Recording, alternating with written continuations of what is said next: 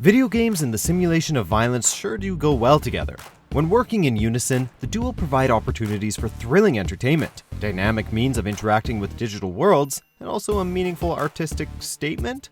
Welcome to MojoPlays, and today we're looking at the top games where violence was necessary. Before we begin, we publish new content every day, so be sure to subscribe to our channel and ring the bell to get notified about our latest videos. For this list, we're specifically looking at video games in which the use of violence is not only essential to moment-to-moment play, but also proves vital to the themes and intent of the overall experience. Sometimes it's as simple as playing into the notion of pure catharsis, while for other works, the grotesque acts showcased are the medium by which more thoughtful points are made. What? You want to shake hands? We're both fighters, aren't we? Not killers, at least for now. No More Heroes. You are sick. So are you. It's hardly a surprise that a game spearheaded by Goichi Suda, aka Suda51, would end up having worthwhile things to say about popular culture, its audience, and its notable fixation on graphic violence. Yet, it's difficult to ignore exactly how determined No More Heroes is in underlining and skewering the sort of individual who thoughtlessly slays their way through an action game's menagerie. You are now 7th in rank. Hey, when I hit number 1, you better be looking your best.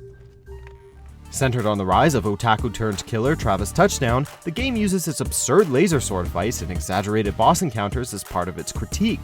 Travis's single-minded and unquestioning murder of his rivals is treated not as a heroic endeavor, but rather as an increasingly misguided effort.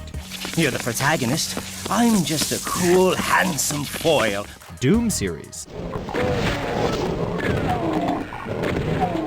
Right from the word go, the Doom games have been designed to provide a very specific type of power fantasy, that of overcoming supernatural and human hordes with great prejudice. That, coupled with the original game having been partially influenced by particularly intense horror and sci-fi films, necessitates an embrace of violent action as the primary manner of engaging players.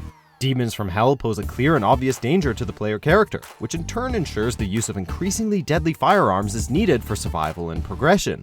It's at once satisfying and reasonably well considered as creative approaches go.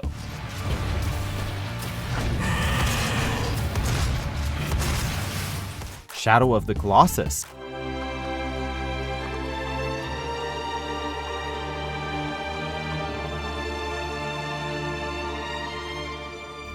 Restraint and deep introspection can often bring about compelling works in gaming, but here it's especially vital to the effectiveness of Team Ico's grim fable. Shadow of the Colossus centers itself on its protagonist Wander's quest to slay the 16 Colossi in exchange for a woman's life, making that premise part of a larger statement. The killing of the Colossi is portrayed not in the usual gratifying fashion as per many games, but rather as a sordid and tragic affair that sees Wander negatively transformed by the experience. Combined with its desaturated visual style and haunting mood, the net result is a game that mourns over what it asks of the player.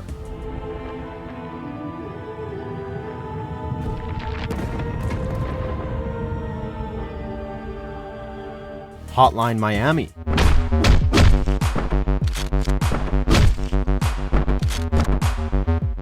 One could be forgiven for looking at this neon-lit top-down action title and seeing just another game riding on the coattails of the 1980s nostalgia boom.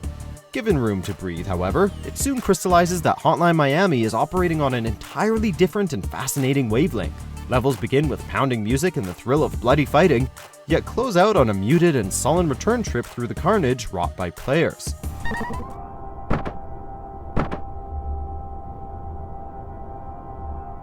Characters actively chastise and question the protagonist and the audience on their motives, hallucinations grow more frequent, and the tone turns from grim enjoyment to bitter self-reflection.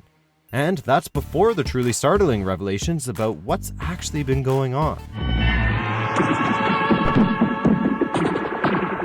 Far Cry 2 and Far Cry 3. This is Liberation Radio, speaking the truth for the truth seekers.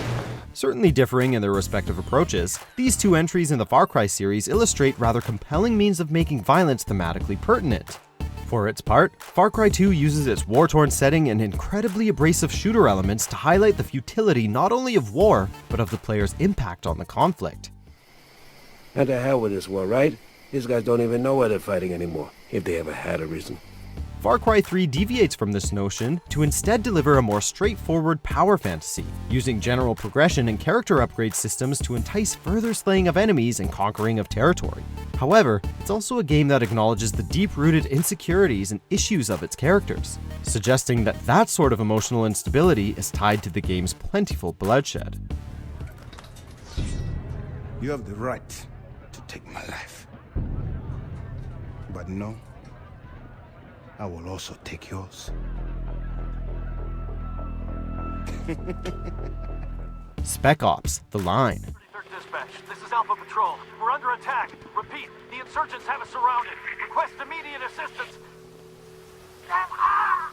Many video games like to showcase the act of fighting wars, but too few are concerned about subjects like collateral damage or post-traumatic stress disorder. No one predicted that Spec Ops: The Line, a reboot of a not particularly remarkable military shooter series, would manage to sound off on such material in decisive fashion. Thanks to a brilliant script by writer Walt Williams loosely based on Joseph Conrad's Heart of Darkness, Spec Ops: The Line begins as a familiar sort of action game before pulling back the curtain to reveal a ruthless criticism of its own genre, including the notion of player agency and apathy towards narrative. Should get out of here and leave these people to grieve. Yeah, I think that's the least we can do. Come on. Even as The Line descends into surrealism and escalating brutality, it never forgets to make clear the depths of its contempt and cynicism. Jesus, so many bodies. Check out these other great clips from MojoPlays, and be sure to subscribe and ring the bell to be notified about our latest videos.